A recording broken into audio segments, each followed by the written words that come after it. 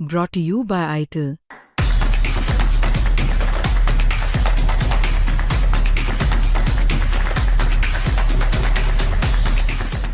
भगवान इतनी कष्टी थोड़ी देता। अब 11 साल है, अगर मैं तो चाहती आप ठीक नहीं कर रहे हैं तो इसको मुक्त तो करो। मैं तो इनसे भी मेरी लड़ाई हो जाती है, मेरा भरोसा उठ गया अब, क्योंकि हमने कुछ नहीं छोड़ा आज दिन तक। और आपके पतिदेव हस्बैंड साहब वो तो बहुत धार्मिक हैं अभी भी। हाँ वो तो है, ये तो बेचारे इनको तो हालांकि मेरे से लड़ाई भी हो जाती है इस बारे में, क्योंकि अब जब हम इतना कर रहे हैं, इतना सब कुछ कर रहे हैं, फिर हम ये नहीं बोल रहे हैं कि आप ठीक कर दो, हम ये अपने आप ही मुक्त कर दो इसको, क्योंकि अब नहीं देखा जाता, जैसे इसके तकलीफ है नहीं देखी जाती। इस तरीके से इसकी परेशानी है, बेड सोल है, पीछे हाथ पैर बिल्कुल टेढ़े हो गए हैं। पहले तो आप लोगों ने भी मेरे ख्याल से कोई पूजा पाठ दरबार सब कुछ जी कुछ नहीं छोड़ा जी हमने। अब बस ये था, बस लास्ट अब ये लग रहा है भगवान अब अपने आप मुक्ति दे दे बस। बाकी हम नहीं बोल रहे आप ठीक करो, मुक्ति दे दे अब, क्योंकि अब नहीं है इसके शरीर में, कुछ नहीं है। चलिए ठीक है, मतलब वही है। देखिए हम क्या कोई भी कुछ आपकी तकलीफ कम नहीं कर सकता, नहीं कर सकते। जब ऊपर वाला ही कम नहीं कर रहा है तो हम इंसान क्या कम करेंगे। लेकिन बस मैं इतना कहूंगा कि आप फिर भी हौसला रखिए। अब तक जिस तरह आपने नहीं हौसला तो खैर रखा हुआ है, ऐसी बात नहीं है नहीं रखा हुआ, पर आगे जो आने वाला टाइम है ना उसके लिए देख रहे हैं ना, क्योंकि कल को अगर मान लिया 5-6 साल 4 साल 6 साल और भी पड़ा रहता है तो कल को दूसरे बच्चे की भी हमने शादी करनी है, बहू भी आएगी, तो हम तो कर रहे हैं। अगर कल को हमारे से ना हो तो हम उसको थोड़ी बोलेंगे तो इसका टट्टी पेशाब उठा, कुदरती हमारे से नहीं बोला जाएगा। जब हमारे शरीर नहीं चलेगा तो हम कैसे उठाएंगे। तो हम यही चाहते हैं भी आगे आने वालों को तो नहीं हो सकता ना, जो बच्चे जॉब करेंगे वो कब करेंगे इसकी सेवा। कल को हम ना रहेंगे, जब तक हम मैं और ये हैं जब तो हम कर रहे हैं, ये बाहर का कर रहे हैं, मैं अंदर का कर रही हूँ। कल को हम ना रहें, अब मैं ना रहूँ या ये ना रहे, फिर कौन करेगा आगे बच्चे नहीं। तो खर्चा भी कैसे चलेगा बताओ। अभी तो कर रहे हैं, कभी लड़ भी पड़ते हैं आपस में, क्योंकि थक जाते काम नहीं होता। हाँ, ये तो बहुत देखिए स्वाभाविक बात है।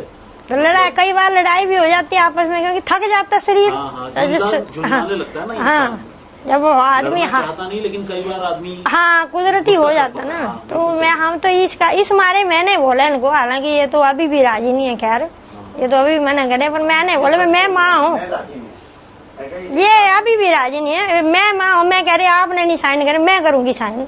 जब मैंने 9 महीने पेट में रखा है, जन्म दिया है, तो मैं साइन करूँगी, क्योंकि आगे का फ्यूचर इसका नहीं है ना, कुछ भी नहीं है इसके आगे, क्योंकि आगे नहीं होगा जी, हम नहीं रहेंगे तो कौन करेगा इसका। अगर कल होश में आ भी जाता है अब पूर्ण कवर करना बॉडी से, हाँ फिर जब तक हम है, जब तो चलो रगड़ की सीट के हम करते रहेंगे, फिर बाद में कौन संभालेगा। आज तो हम बोल देंगे जी हम नहीं करना चाहते हैं कुछ भी, पर कल कौन संभालेगा। ठीक है, फिर ऐसे पड़ा रहे, फिर वो हिसाब है बिस्तर में पड़े पड़े सड़े, तो फिर क्या फायदा है ऐसी जिंदगी जीने का, क्या फायदा है। आप ही बताओ, कुछ फायदा है ऐसे? नहीं है फायदा कोई। तो इससे तो ये है तो उन्होंने अपना मन कड़ा किया है और ये सोच कम से कम अपने मन में बनाई है कि जो ऑर्गन है वो डोनेट कर देंगे। हाँ हम यही चाहते हैं, हाँ बस हम यही चाहते हैं। अब इसकी भी एक उम्मीद है। और दूसरी बात यह है, वो देखो इसकी जिंदगी तो खराब हो ही चुकी है, अब दूसरा बेटा भी है, उसकी जिंदगी के बारे में भी हमने सोचना है। कल को उसकी शादी भी होगी, उसका परिवार भी होगा। अब उसको हम ज्यादा जोर डालेंगे तो वो बोलता मैं शादी कर लूँ, कल को मैं टाइम ना दे पाऊँ। अब वही उठाता है वही बिठाता है। मैं तो ये उसके साथ हेल्प कर देती, जैसे अब सुबह ने लाया तो उसके साथ हेल्प कर दी, हमारे बस की उठा। अगर वो 2 दिन ना आए तो 2 दिन बिस्तरे में रहता है। माँ की आंखों से निकलता आंसू बार बार सूख रहा था, लेकिन माँ फिर भी रोते हुए जाती है, अपने आप को संभालती है, क्योंकि कैमरे के सामने और जो रिपोर्टर्स हैं जो पूछ रहे हैं उन्हें जवाब भी देना है। बड़ी हिम्मत बांधते हुए वो एक एक सवाल का जवाब दे रही थी और बता रही थी कि पिछले कुछ सालों से जो उनकी जिंदगी है वो किस तरीके से करवट बदली है, और जो घर के अंदर जो घर का सबसे बड़ा बेटा है उसकी क्या ऐसी नाजुक हालत हो जाती है। उसके बावजूद भी इस परिवार ने ठाना कि वो अपने बच्चे को नहीं छोड़ेंगे। उसकी हर एक छोटी बड़ी जरूरतों का ध्यान रखा, उसका ख्याल रखा, और सिर्फ माँ और पिता ने नहीं बल्कि भाई और बहन सब ने मिलकर। एक बार तो ये भी हो चुका था कि पिता ने मना कर दिया था कि वो अपने बेटे को इस तरीके से जाने नहीं देंगे, लेकिन माँ का बार बार यही कहना था कि आने वाले वक्त में जब हम चले जाएंगे तो हमारे बेटे का ख्याल कौन इस तरीके से रखेगा। 6-7 साल और लगा लीजिए, तब हालत और ज्यादा खराब हो जाएगी। ऐसे में हर वक्त इसका ख्याल रखना आसान नहीं होगा, और इसलिए जब ये पूरा मामला कोर्ट के पास जाता है और कोर्ट के सामने जब बहुत सारी दलीलें रखी जाती हैं, तो कोर्ट के सामने भी जो सबसे बड़े जो 4 सवाल थे उसके बारे में आपको बताऊंगा कि जब कोर्ट के सामने सारी चीजें गई तो कोर्ट ने किस तरीके से, क्योंकि आप किसी की जान इतनी सिर्फ जाके ये बोल दीजिए कि पिछले 13 साल से बिस्तर पर पड़ा हुआ है, माय लॉर्ड इसके हम जान लेने की अनुमति दीजिए, तो ऐसा नहीं होता, इतना आसान नहीं होता है। इतना आपको आसान लग रहा है सुनने में, ये मुझसे भी ज्यादा जटिल, आप क्या कहें, कॉम्प्लिकेटेड केस था। असल में मैं आपको बहुत ही जो कोर्ट ऑर्डर है उसे मैं आपको समझाने की कोशिश करता हूं, बहुत सारे हिस्से में हमने इसे तोड़ रखा है। तो शुरुआत में इसको ध्यान रखिएगा कि हरीश राणा 2013 में उन्हें जो ये बीटेक के छात्र से अपने कॉलेज की बिल्डिंग से गिरते हैं, दावा ये भी किया जाता है उनके भाई के द्वारा कि किसी ने उन्हें धक्का दिया था उनके भाई को, और जिसके बाद वो नीचे गिर जाते हैं। लेकिन फिलहाल ऐसी कोई भी जो आरोपी है इसे धरपकड़ नहीं हुआ है, लेकिन वो गलती से गिरे थे या उन्हें किसी धक्का दिया था, इसके बारे में अब तक कोई भी पुख्ता तौर पे चीजें सामने नहीं है। लेकिन गिरने के बाद क्या होता है, उनका ब्रेन डैमेज हो जाता है। उसके बाद क्या होता है, मैं हूबहू जो कोर्ट ऑर्डर में जो चीजें लिखी हैं, जो आप नीचे जाके पढ़ भी सकते हैं, अंग्रेजी में है, हमने आपके लिए हिंदी में उसे सिंप्लीफाई करने की कोशिश की है। उसके बाद होता क्या, जैसे वो गिरते हैं वो होश में नहीं आते, ना वो बोल पाते हैं, ना ही किसी को पहचान पाते हैं, और वो पूरी तरह वेजिटेटिव स्टेट में चले जाते हैं। यानी कि शरीर जिंदा है लेकिन दिमाग लगभग निष्क्रिय हो चुका है, मतलब दिमाग काम नहीं कर रहा है। बॉडी तो है लेकिन जो ब्रेन है वो उस तरीके से रिस्पॉन्स नहीं कर रहा, वो जिसको देख रहा है उसको ना जानता ना पहचानता है, उसके साथ चीजें क्या हो रही हैं, कोई हरकत शरीर में नहीं हो रही थी।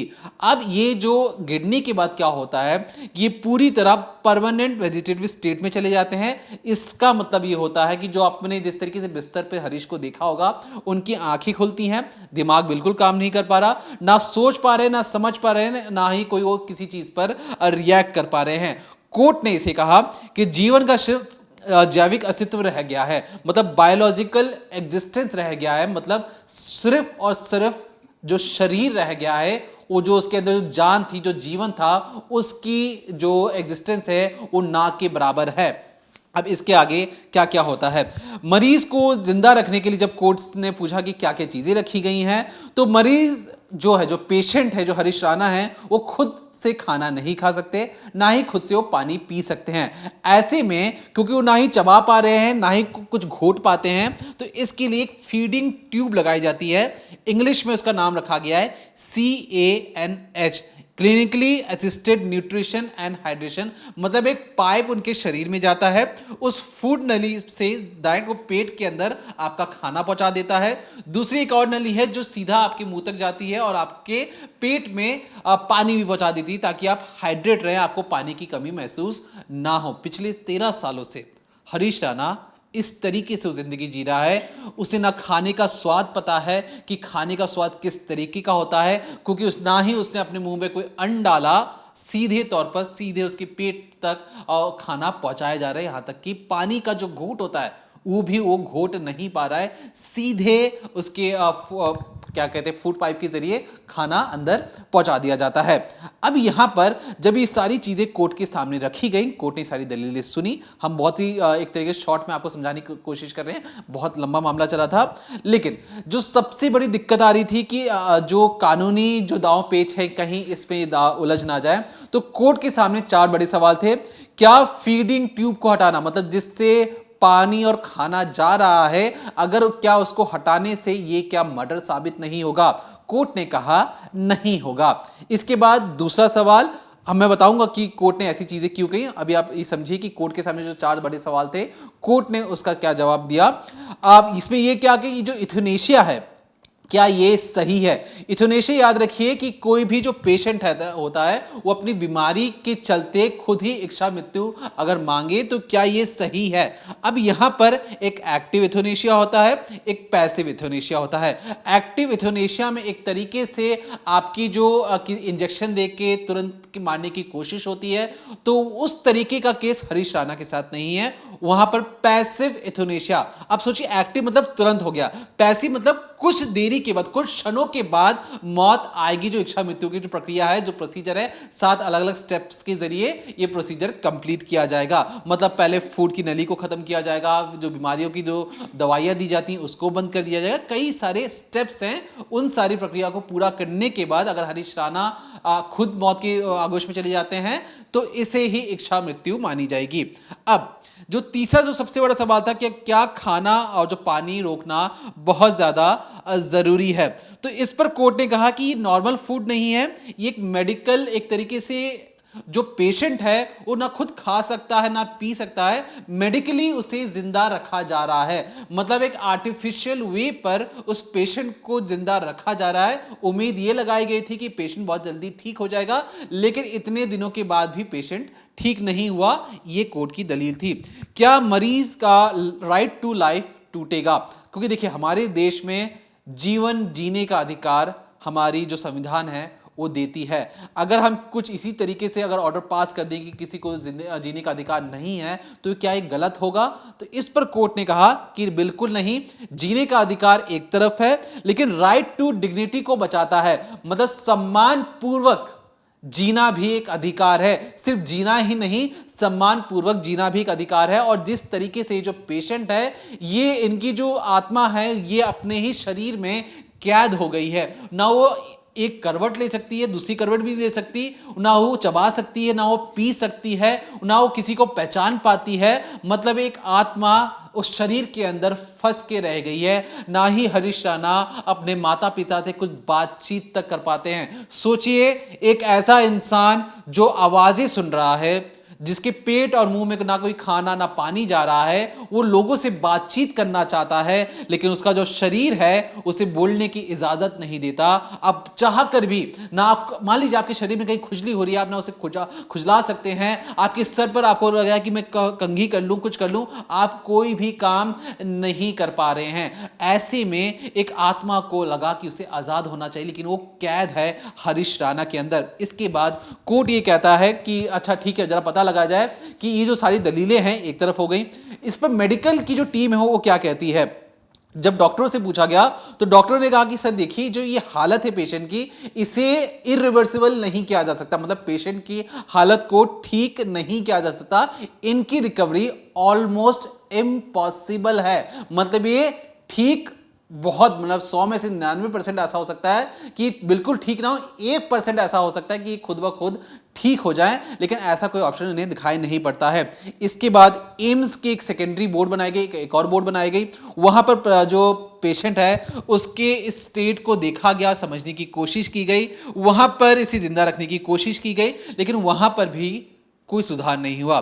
कोर्ट ने कहा कि फ्यूटाइल ट्रीटमेंट है, मतलब सिर्फ और सिर्फ एक तरीके से जितनी भी कोशिशें की जा रही ये सिर्फ आर्टिफिशियल वे पर एक इंसान को जिंदा रखा जा रहा है। परिवार की जो दलील है कि पिछले 13 सालों से वो लगे हुए हैं, आर्थिक बोझ आ रहा है, परिवार एक तरीके से इमोशनली टूट चुका है, जो हर एक चीज 13 सालों से उन्होंने एक तरफ हर तरीके से कोशिश कर ली कि जो हरीश राणा को फिर से ठीक किया जा सके, लेकिन अब वो नहीं हो पा रहा है। माता पिता भी बूढ़े हो रहे हैं और ऐसे में अब वो इस स्थिति में नहीं है कि हरीश राणा की और देखभाल कर पाए। अब सबसे बड़ा सवाल ये था कि जब पेरेंट्स चले जाएंगे तो उसके बाद हरीश राणा की देखभाल कौन करेगा। जिस तरीके से आपने जो वीडियो, जो पुराना ये जो इंटरव्यू था उसमें भी आपने सुना होगा कि माँ का बार बार ये कहना है कि अगर आने वाले सालों में अगर हम चली जाएंगे तो कौन इस तरीके से, एक माँ बाप अपने बच्चों की देखभाल जिस तरीके से कर सकता है कोई दूसरा उसे नहीं देख सकता। और ऐसे में ये जो सबसे बड़ा सवाल था ये इन तक पहुंचता है। अब यहाँ पर बहुत सारी बातें आती हैं जो मैंने आपको शुरुआत में बताया किसी भी तरीके से अगर इसको जिंदा करने की जो कोशिश थी नाकाम हो रही थी, तो कोर्ट ने बार बार इसे कहा कि ठीक है, इच्छा मृत्यु तो आज हम वो ऑर्डर पास करते हैं, और शायद ये देश में ऐसा पहली दफा भी होगा कि एक इंसान को इस तरीके से मारने की अनुमति दी जा रही है। लेकिन कोर्ट ने ये दलील दी कि देखिए, जो मौत है आप उसे अस्पताल लेके जाइए, डॉक्टरों की टीम देखभाल करेगी, आप एक एक चीज को उसको हटा के देखिए, लेकिन उसे जबरदस्ती मारने की कोशिश नहीं करनी है। मान लीजिए कोई ऐसी बीमारी है जो दवाई देके ठीक हो सकती है, तो आप उसकी कोशिश करेंगे। और इसलिए क्योंकि जो हरीश राणा है उनकी सांसें अभी भी चल रही हैं, तो डॉक्टरों की टीम का मानना है कि 1 अप्रैल से लेकर 7 अप्रैल, जो अप्रैल का जो पहला हफ्ता है, वो सबसे ज्यादा क्रूशियल पॉइंट होगा, क्योंकि 2 से 3 हफ्ते कहे जा रहे हैं कि 20 से 21 दिन लग सकते हैं, जो उनकी जो हालत है ये तब जाकर वो अपनी आखिरी सांस लेंगे। इस तरीके की दावे किए जा रहे हैं डॉक्टर्स के जरिए। तो जो डेट है वो 1 अप्रैल 2026 से लेकर 7 अप्रैल 2026 के बीच की जो डेट है वो सबसे ज्यादा क्रूशियल है। अब यहां पर जो परिवार का ये कहना है कि जब उनका जो बेटा इस दुनिया को छोड़कर जा रहा है, ऐसे में परिवार ने फैसला किया है कि हरीश राणा के जितने भी ऑर्गन्स हैं, अगर कोई उन्हें अंगदान के लिए वो तैयार हैं, अगर कोई लेना चाहता है तो वो देने को राजी हैं। मतलब सोचिए कि एक परिवार अभी भी चाहता है, जो उम्मीद है कि उनका बेटा जाते जाते भी कई लोगों की जिंदगी या जान बचा ले। और इस तरीके से जो उनके अंदर के जो ऑर्गन्स हैं, डॉक्टर स्टडी कर रहे हैं कि कौन कौन से ऐसे ऑर्गन्स हो सकते हैं जो आने वाले वक्त में काम आ जाए। क्योंकि जो धड़कन है, जो दिल है, अगर वो स्वस्थ होगा और वो दिल किसी और के पास जाता है, किसी और की जान बचाता है, माँ बाप को थोड़ा ही सही एक सुकून मिलेगा कि उनकी बेटी की धड़कन आज भी किसी और के शरीर में ही सही आज भी धड़क रही है। जो शरीर के जो दूसरे अंग भी हैं, उसे भी अंगदान करने की बात सामने आ रही है। और ऐसे में कई और लोग और भी हैं जो बाबा हैं, एक तरीके से घर पहुंच जाते हैं और कहते हैं कि हम तंत्र मंत्र के जरिए आपके बच्चे को दोबारा से ठीक कर देंगे। लेकिन परिवार ने यहाँ पे सूझबूझ ये दिखाई, उन्होंने कहा कि देखिए, हमें साइंटिफिक चीजों पर, हमें डॉक्टर्स पर ज्यादा भरोसा है, ना कि ऐसे बाबा पर जो तंत्र मंत्र के जरिए, किसी भी और तरीके से जड़ी बूटियों के जरिए हमारे बच्चों को ठीक कर दें। डॉक्टर्स पढ़े लिखे हैं, डॉक्टर्स की सलाह मशवरा के बाद ये फैसला हमने ले लिया है, अब वो इससे पीछे नहीं हटेंगे। और इसलिए हमारी ये कोशिश थी कि जिस तरीके से जो हरीश राणा का जो केस है, एक बीटेक स्टूडेंट अपने कॉलेज बिल्डिंग से गिरता है, इसे चोट आती है, और जो पूरी की पूरी जो लड़ाई है शुरू से लेकर अंत तक, माँ का रो रो के बुरा हाल है, जो पिता हैं उनकी भी हालत खराब हो चुकी है, लेकिन उन्होंने हिम्मत नहीं हारी है। सल्यूट है ऐसे परिवारों को जो अपने बच्चों को इस हालत में पहुंचने के बाद भी नहीं छोड़ते। नहीं तो आपको पता है ये दुनिया कितनी जालिम है, यहाँ पर लोग अपनों को तो कुछ क्षणों के बाद ही छोड़ देते हैं, और कई बार तो लोगों को लगता है कि हमारे पर बोझ हैं।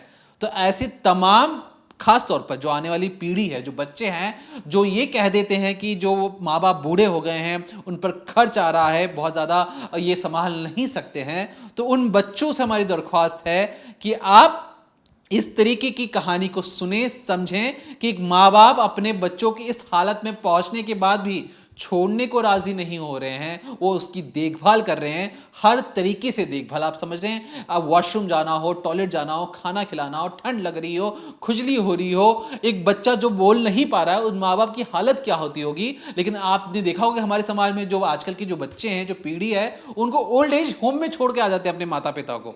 क्यों? क्योंकि बोझ लग रहे थे, उनकी बीमारियों का खर्च नहीं उठाया जा रहा है, वो हिम्मत हार जाते हैं। लेकिन ये कहानी सबक देती है उन तमाम लोगों को कि देखिए, इतनी जल्दी आप हार मत मानिए, अपनों को मत छोड़िए, क्योंकि ये जो जिंदगी है, ये जो आप ये धरती पे आकर अपने जीवन यापन कर रहे हैं, यहाँ पर आपको जिंदगी जीनी है, दौड़ानी है, आप हार नहीं मान सकते हैं।